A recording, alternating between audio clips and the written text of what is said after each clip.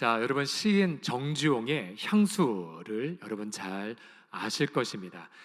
넓은 벌 동쪽 끝으로 옛 이야기 지줄대는 실개천이 휘돌아 나가고 그곳이 차마 꿈엔들 이칠리야 하면서 이 시의 마지막 부분에 보게 되면은 엷은 졸음에 겨운 늙으신 아버지가 집 베개를 돋아 고이 쉬는 곳, 검은 귀밑머리 날리는 어린 누이와 아무렇지도 않고 예쁠 것도 없는 사철 발 벗은 아내가 따가운 햇살을 등에 지고 이삭 줍던 곳, 서리 까마귀 우지 짖고 지나가는 초라한 지붕, 흐릿한 불빛에 돌아앉아 도란도란 거리는 곳, 그곳이 차마 꿈엔들 이칠리야. 제가 성대만 괜찮으면 노래 뽑고 싶은데 그곳이 차마 꿈엔들 이칠리야, 유명한 노래로도 만들어졌죠. 당시 이 시인은 나라를 빼앗긴 일제강점기의 20대의 청년이었고요. 그리고 그는 나라를 빼앗긴 채 멀리 고향을 사모하며 이렇게 시를 남겼습니다. 그 땅이, 그곳이 초라한 지붕, 흐릿한 불빛 아래라도 꿈엔들 잊을 수 없다라는 애절함을 우리가 느낄 수가 있죠. 여러분, 이 시를 통해서 우리는, 모든 인간들은 우리의 심장 속에 무언가 정말 도란도란 이야기를 나누는, 비록 초라한 집이라 할지라도 행복한 공동체를 향한 갈망이 있음을 알 수가 있습니다. 안타깝게도 지난 2023년 국민 삶의 질이라는 통계개발원에서 지난 2월에 발표했는데요. 여러분, 한국 사회가 어느 정도로 무너져 있냐면요, 10명 중에 3명 이상은 사회적 고립 가운데 있다라고 말합니다. 여기서 말하는 사회적 고립이란 무엇이냐면, 집안일을 하고 싶어도 집안일 도울 사람도 없고 또 대화 나눌 사람도 없는 분들이 한국 사람 중에 10명 중에 3명 이상이 되고요. 남자들은 35%가 사회적 고립이 되어 있습니다. 남자들. 또한 60세 이상은 무려 40% 이상이, 그러니까 10분 중에 4분의 어르신은 일주일 내내 가도 대화할 사람 없이 외롭게 있는 분들이 많습니다. 그렇게 외롭게 있다가 주일날 교회에 와서 혹은 주중에 교회에 와서 도란도란 이야기하는 것이 얼마나 큰 위로가 되겠습니까? 지금 제자훈련 받는 한 지체가 자기 위에 어르신 2분이 살고 계셨는데, 최근에 할머님께서 돌아가시고 나서 할아버님이 어떻게 사시는가 궁금해서 올라가 봤더니 안타깝게도 냉장고에 썩은 음식이 가득했고 아무도 돌보지 않는 그 어두움 속에 이번 여름 내내 반찬을 해 나가서 섬겼노라는 고백을 최근에 제가 들었었습니다. 여러분들은 어떠십니까? 혹시 사회적 고립 속에 있다가 그나마 주일날 숨쉬기 위해 이 자리에 나오신 분들 혹시 없는지 모르겠습니다. 여러분, 우리가 지금 성경을 읽으면서 특별히 여러분 이스라엘의 공동체를 계속 함께 살펴보고 있는데요. 여러분, 이스라엘은 한때 행복한 공동체 그 자체였습니다. 그들 한복판 안에는 하나님의 임재가 가득한 성전이 있었고요. 또한 그들의 땅은 젖과 꿀이 흐르는 윤택함이 가득했습니다.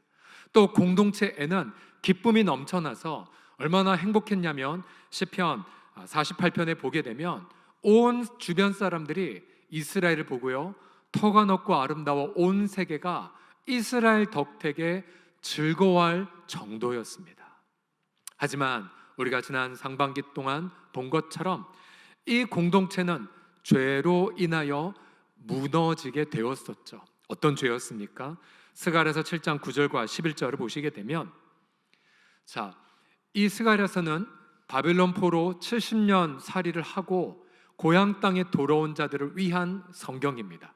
하나님은 이들에게 과거 너희 조상들이 어떻게 불순종했는지를 다시 반추하고 있습니다. 어떻게 했냐면요, 그들은 진실한 재판을 행하지 않았고 서로 인애와 긍휼을 베풀지 않았으며 과부와 고아와 나그네와 궁핍한 자를 압제했고 서로 해했고 마음에 도모했던 자들이었습니다. 하나님은 그들이 이 공동체의 죄에서 돌이킬 것을 명령했지만, 그러나 그들은 듣기를 싫어했고 등을 돌렸고 듣지 않았고 귀를 막아버렸습니다. 그 결과 그들은 파멸됐고 바벨론에 불쌍하게 끌려갔던 것이었죠. 여러분 보세요. 한 나라와 민족을 보더라도 아무리 경제가 발전하고 또 높은 빌딩이 하늘 높이 솟는다 할지라도 인간관계가 무너지잖아요.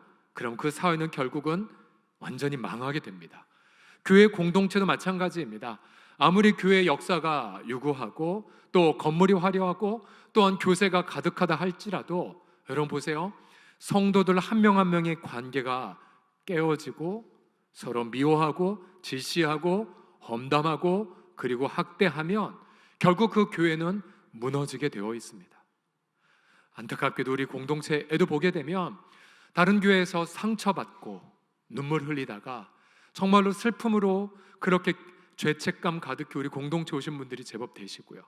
또 우리 교회에도 보게 되면 물론 우리는 따뜻하고 푸근한 공동체라고 자부하지만 그러나 저를 비롯한 우리 성도들의 모난 모습으로 인하여 상처받고 실망한 분들도 계십니다.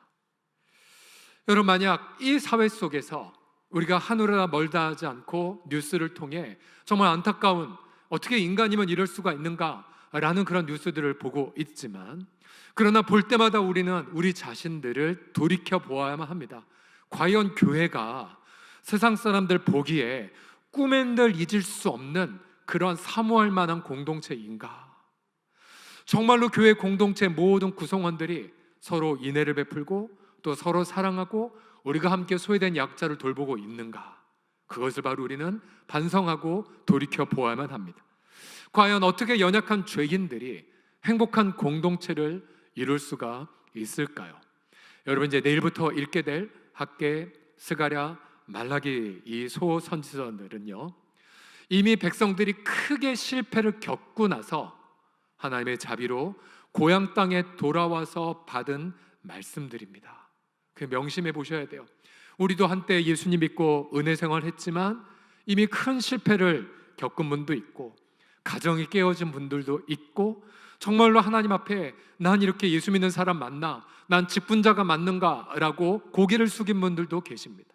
그런데 그렇게 큰 실패를 했다 할지라도 다시 행복한 공동체를 만들 수가 있음을 성경은 말하고 있습니다.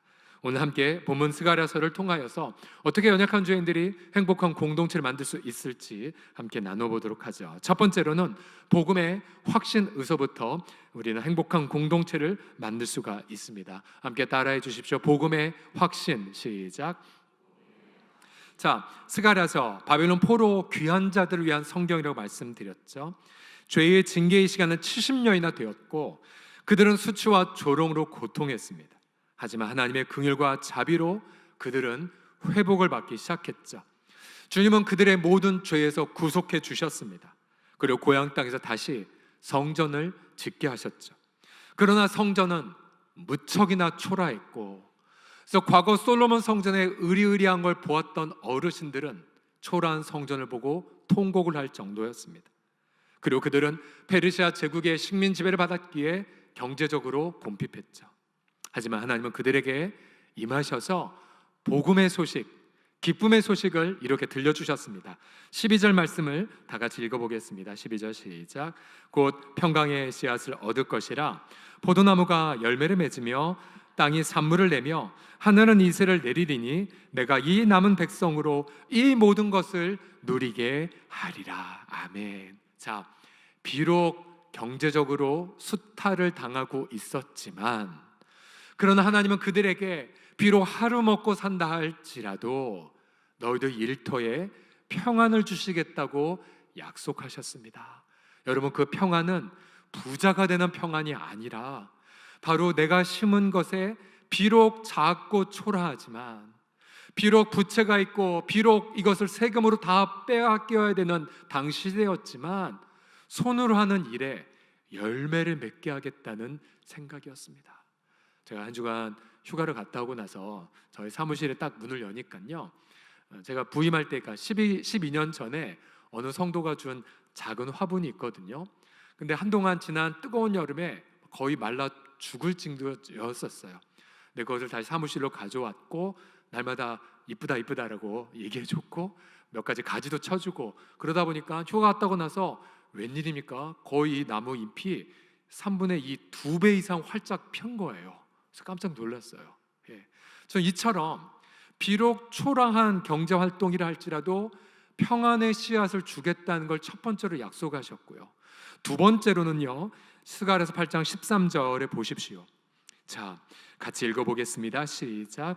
유다 족속아, 이스라엘 족속아, 너가 이방인 가운데에서 저주가 되었었으나 이제는 내가 너희를 구원하여 너희가 복이 되게 하리니 두려워하지 말지어다. 손을 견고히 할지어다. 아멘.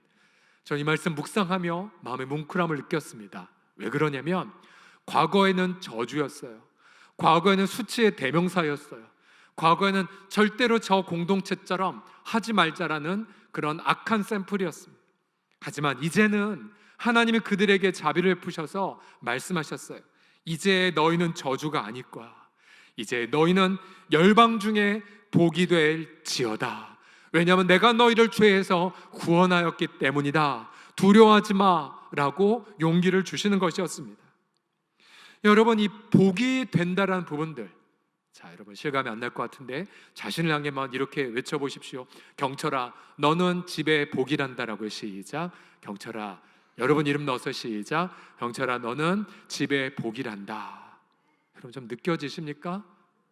사실 많은 분들이 내가 배우자에게 복이라고, 혹은 내가 자녀들에게 본이 된다고, 내가 회사나 이 세상 속의 복이라고 할 때 아픈 마음을 많이들 느끼세요.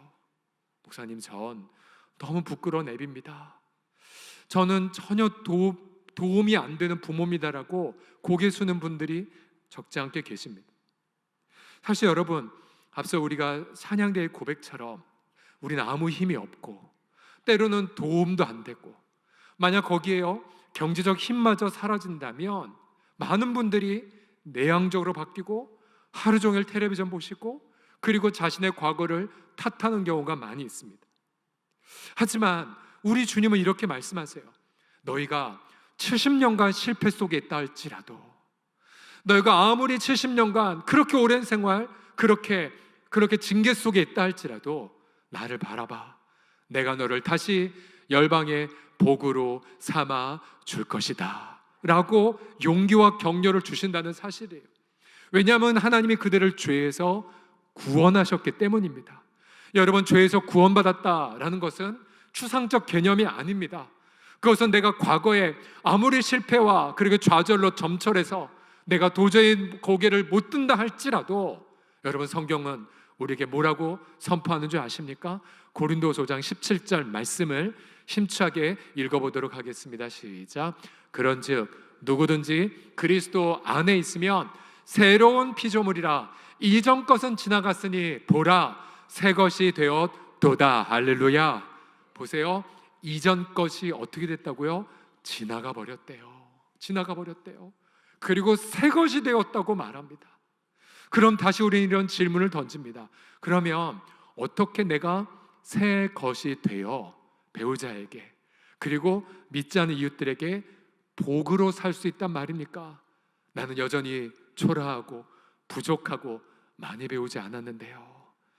여러분, 사실 이 스가랴서에 있는 내가 너희를 복으로 삼겠다라는 이 구절, 너는 열방 중에 복이 될지어다, 어디서 많이 들어본 말씀 같지 않습니까? 누가 최초로 이 말씀을 받았었죠? 바로 아브라함입니다. 아브라함. 하나님이 창세기 12장에 우상 숭배를 하고 있던 아브라함을 불러 이렇게 너무나 놀라운 복을 주셨어요. 같이 읽어봅시다. 내가 너로 시작. 내가 너로 큰 민족을 이루고 내게 복을 주어 내 이름을 창대하게 하리니 너는 복이 될지어다. 이때 처음 나왔어요. 하지만 여러분, 아브라함이 복으로 살았습니까? 아니에요. 이 말씀 받고 나서 그가 살던 일터에 경제적 기근이 찾아왔고, 그래서 살기 위해 이집트로 이민을 갔어요. 근데 어떻게 했습니까? 아브라함이 용감한 책임을 다하는 가장이었습니까? 아니었죠.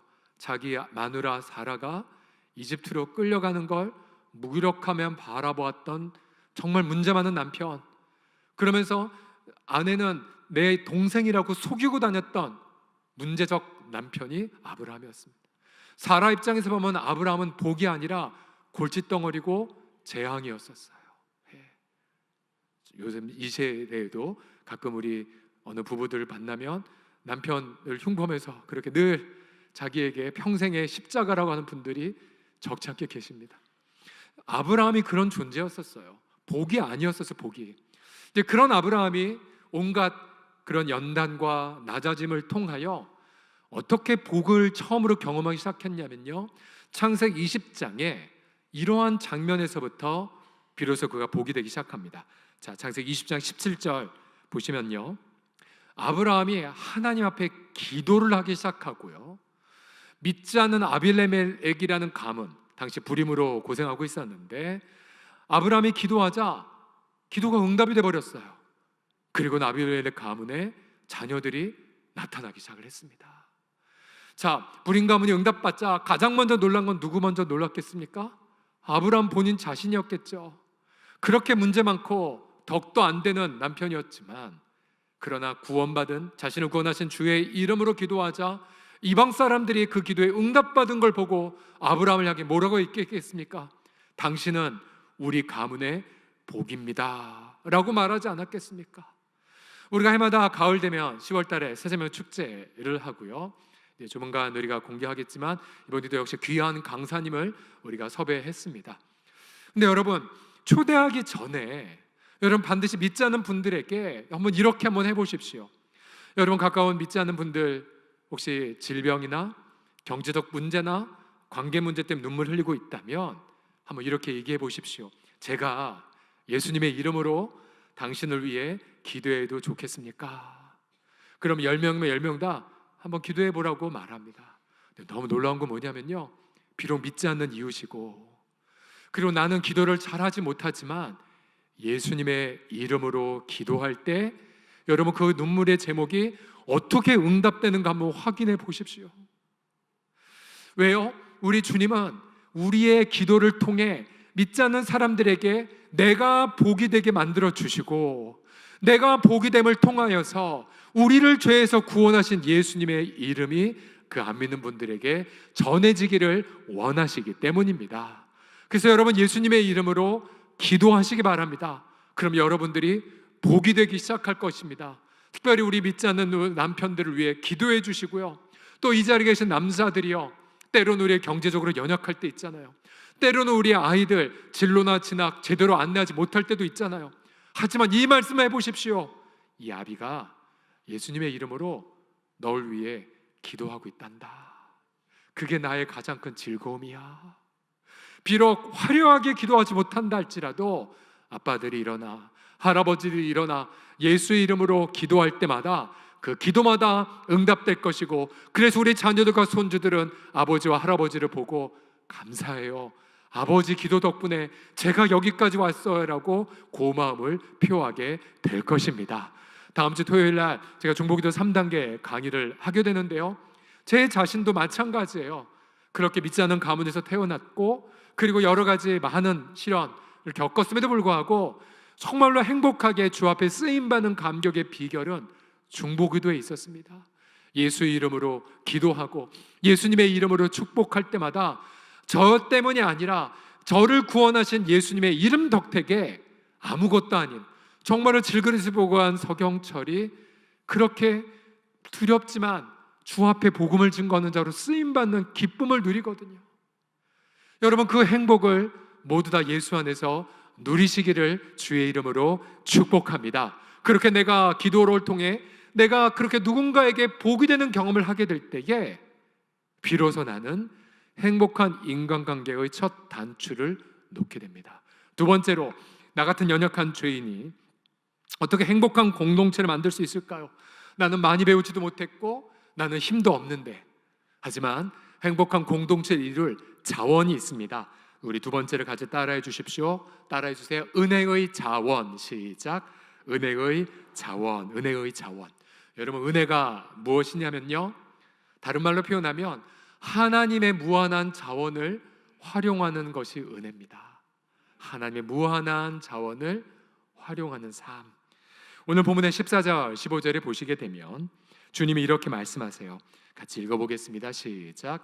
만군의 여호와가 너희 조상들이 나를 경노하게 하였을 때에 내가 그들에게 재앙을 내리기로 뜻하고 뉘우치지 아니하였으나 이제 내가 다시 예루살렘과 유다 족속에게 은혜를 베풀기로 뜻하였나니 너희는 두려워하지 말지니라. 아멘. 자, 과거에는 재난만 받았어요. 징계를 받았어요. 그러나 이제 주님은 그들에게 말씀하십니다. 내가 이제 다시 너에게 은혜를 베풀리라. 그리고 베풀리라는 것을 작정했어. 너희가 끝날까지 내 은혜를 받을 거야. 그래서 두려워하지 마 라고 격려하신 것입니다. 그러면 그 은혜의 내용은 무엇이었을까요? 그들이 페르시아 식민 지배에서 해방받는 걸까요? 그러진 않았어요. 그들은 앞으로 수백 년간, 아니 로마 제국에 이르기까지 계속 압제를 당해야만 했고요. 그럼 경제적 부유함이었습니까? 그러지 못했어요. 여전히 그들은 곰핍하고 연약했어요. 그러면 하나님이 약속하신 내가 은혜를 베풀리라의 은혜의 내용은 무엇이란 말입니까? 사실 지난 여름에 비수기 기간 동안 많은 자영업자들 너무나 고통 어린 여름을 보냈습니다. 그리고 너무나 힘든 나날들을 보냈어요. 그럼 우린 종종 질문하죠. 하나님, 주님 분명히 기도하는데 왜 그렇게 우리는 힘듭니까? 왜 그렇게 연약합니까? 근데 보세요, 성경은요, 우리가 이런 시대에 살고 있다고 말해요. 하나님의 부요한 약속은 가득하지만 아직 다 성취된 삶은 아니거든요. 예. 이미 하나님은 약속하셨지만 아직 다 이루어진 게 아니에요. 이 긴장 속에 우린 살고 있답니다. 하지만 그럼에도 불구하고 하나님은 자신이 누릴, 언제나 100% 누릴 은혜가 무엇인지를 스가랴서 8장 3절에서 이렇게 제시하십니다. 다 같이 읽어봅시다. 시작. 여호와가 이같이 말하노라. 내가 시온에 돌아와 예루살렘 가운데에 거하리니. 어떠한 것입니까? 바로 우리가 누릴 은혜는 다름이 아니라 하나님의 임재입니다. 하나님의 임재, 하나님의 임재, 하나님이 함께 하시는 것. 그러면 하나님의 임재는 어떻게 경험합니까? 두 가지로 체험하는데요. 같은 시대에 스가랴 선지자와 함께 활동했던 학계 선지자 2장 5절을 보시면 역시 같이 읽어주세요. 시작. 너희가 애굽에서 나올 때에 내가 너희와 언약한 말과 나의 영이 계속하여 너희 가운데 머물러 있나니 너희는 두려워하지 말지어다. 아멘. 두 가지요. 한 가지는 하나님의 약속의 말씀, 즉 성경 말씀. 또 한 가지는 하나님의 성령. 이 두 가지로 우리 하나님의 임재를 오늘도 비록 초라한 지붕, 흐릿한 불빛 아래에서도 차고 넘치게 체험할 수가 있습니다. 그래서 여러분 한번 점검해 보십시오. 비록 내가 정말로 경제적으로 힘든 형편에 있다 할지라도 여러분 가정 식구들이 한자리에 모여서 에어컨 틀기에 너무 두렵지만 선풍기로 연명하면서도 얘들아, 하나님이 우리와 함께 계셔. 우리가 함께 손잡고 기도할 때 하나님 응답해 주셔. 지금 저 팔레스타인 난민들 봐. 그리고 지금 고통 어린 재난을 겪은 사람들 봐. 하나님 우리와 이번 주도 함께 하셨어. 그리고 쉴 곳, 그리고 먹을 것 주셨어. 여러분 가정 안에서 이렇게 하나님의 임재를 체험하고 계십니까? 하나님의 약속의 말씀을 나누고 계십니까? 여러분 그러면 하나님의 은혜를 누리고 계신 것입니다. 여러분 하나님의 은혜는 그래서 하나님의 임재라는 것. 비록 내가 아무것도 없는 광야에 있다 할지라도, 내가 세상적으로 아무것도 경험하지 못했다 할지라도, 성취하지 못했다 할지라도 하나님의 임재만 있다면 여러분 하나님의 무한한 자원을 여러분 지금은 누리실 수가 있습니다. 그렇게 하나님의 무한한 자원을 누린다면 여러분들은 어떠한 누구도 품고 섬길 수가 있어요. 2주 전에 휴가하기 전에도 나누었지만 이번 주에 이제 제자훈련이 이제 막 다 개강을 했고요.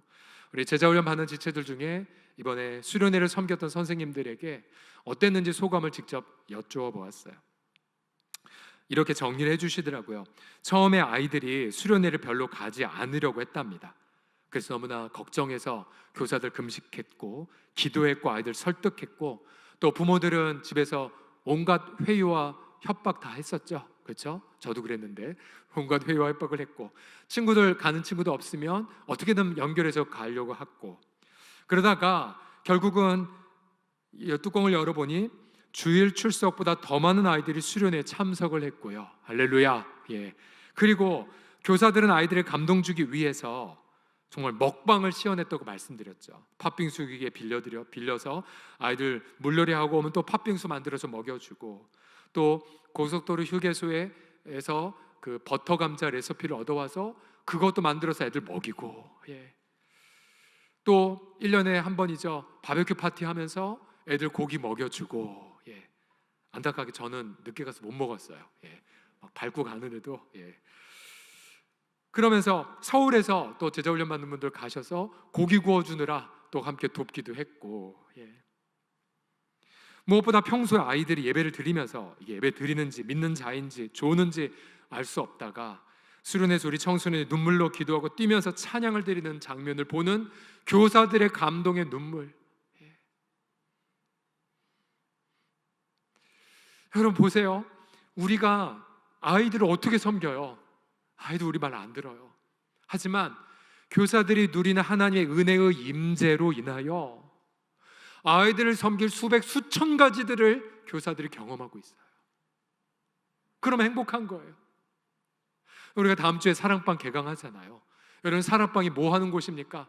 물론 처음에 세교들이나 처음 초대받은 분들은 격려받고 공감받고 위로받는 곳으로 알지만, 아니요, 이제 바꾸셔야 돼요. 내가 먼저 하나님의 은혜를 누리고, 그리고 받은 은혜를 가지고 옆에 있는 성도들을 섬기는 곳이 사랑방입니다. 섬기면서 행복하고, 내가 주기 때문에 더 행복하고, 그러면서 나도 모르게 내 속에 있는 은사들이 개발되고 전문 분야가 개발되는 그 감격, 예, 저는 축복합니다. 우리 서울홍성의 모든 식구들이 단 한 명도 예외 없이 사랑방 교제를 통하여 은혜의 행복, 나 때문에 행복한 공동체가 세워지는 그 감격과 특권을 누리는 이 사랑방 개강 시즌이 되기를 예수님의 이름으로 간절히 축복합니다. 마지막으로 어떻게 연약한 죄인들이 행복한 공동체를 만들 수 있냐면요, 겸손한 배려를 통해서입니다. 따라해 주십시오. 겸손한 배려. 시작. 다시 한번요. 겸손한 배려. 시작. 겸손한 배려. 예.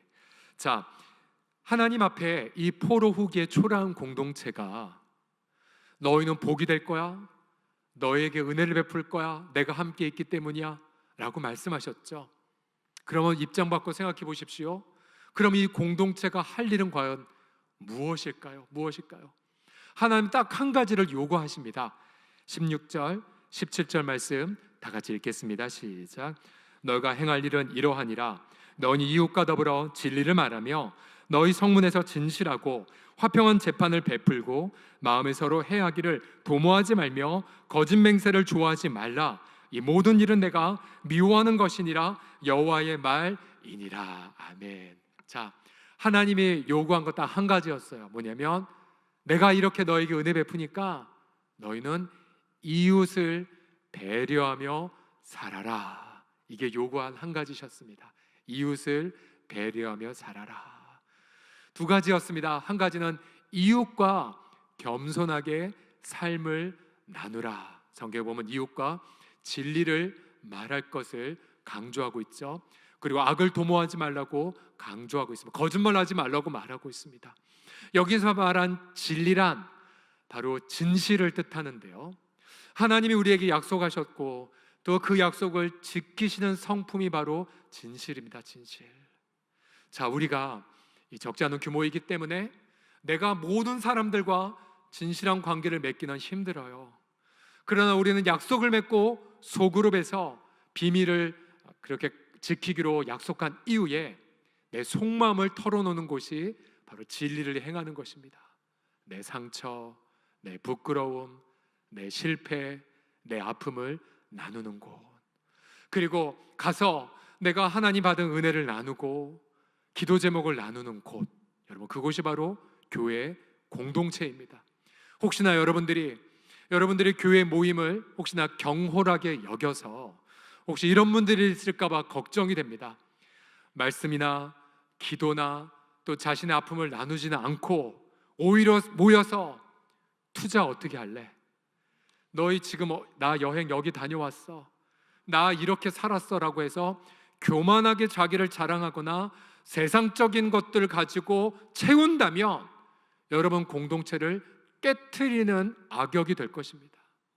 여러분 그거는 세상 가서 나누세요. 세상 동호회 가서 취미생활 하면서 나누세요. 여러분 여기는 교회입니다. 머리 대신 예수님을 붙잡는 교회입니다. 그래서 여러분 다른 얘기하지 마시고 정치 얘기도 가급적 하지 마시고 오직 기도하고 말씀 나누고 겸손하게 이웃을 배려해 보십시오. 그러면 행복한 공동체를 만들어갈 수 있습니다. 또 한 가지 이웃과 배려할 것은 이것입니다. 성문에서 진실하고 화평한 재판을 베풀라, 이건데요. 고대의 이 성문이란 개념이 뭐냐면 수많은 사람들이 오고 가는 광장과 같고요, 또 성문에서 보통 상거래도 했고 재판도 베풀었었습니다. 자, 이게 무슨 뜻이냐면요, 공공의 영역에서 너희들의 할 일을 다 해야 됨을 말한다는 뜻입니다. 쉽게 말하면 이거죠. 우리는 하나님 나라 백성이지만 동시에 대한민국 국민입니다.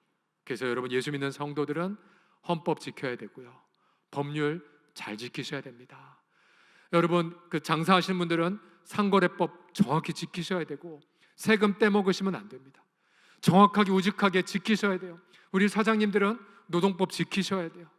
그러면서 하나하나 법률을 지켜감을 통해, 그래서 그 지킴을 통해서 우리는 건강한 공동체를 이루어갈 수가 있는 것입니다.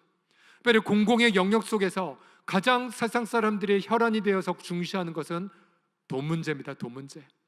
여러분 예수 믿는 성도들이 모여있는 교회일수록 재정에 있어서 여러분 깨끗하고 투명해 하셔야 됩니다.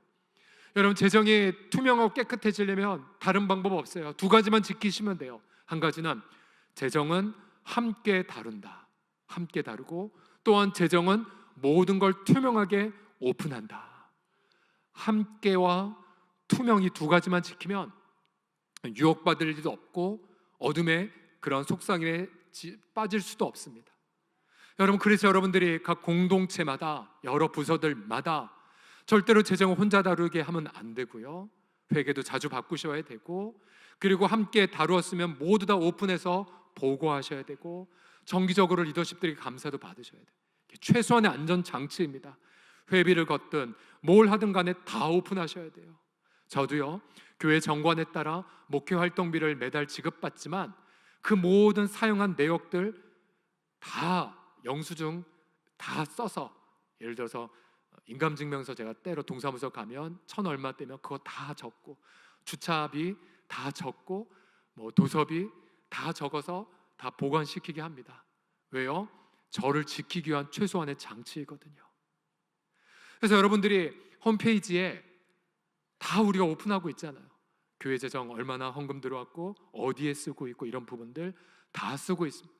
여러분들이 관심 있으면은 다 열람하실 수도 있습니다. 왜요? 우리를 지키기 위함입니다. 이것이 별거 아닌 거가 아니라 교회 공동체가 재정에 있어서 건강하고 그리고 올바르게 쓰고 투명하게 하려고 노력한다는 그 자체만으로도 안 믿는 분들은요 교회를 건강하게 생각합니다. 늘 24시간 돈 문제 때문에 고통하고 돈 때문에 사기당했던 분들이, 그래 너희는 그래도 건강하게 쓰려고 노력하는구나. 사실 이건 우리가 죽을 때까지, 주님 오실 때까지 혈안이 되어 노력할 그런 과제입니다.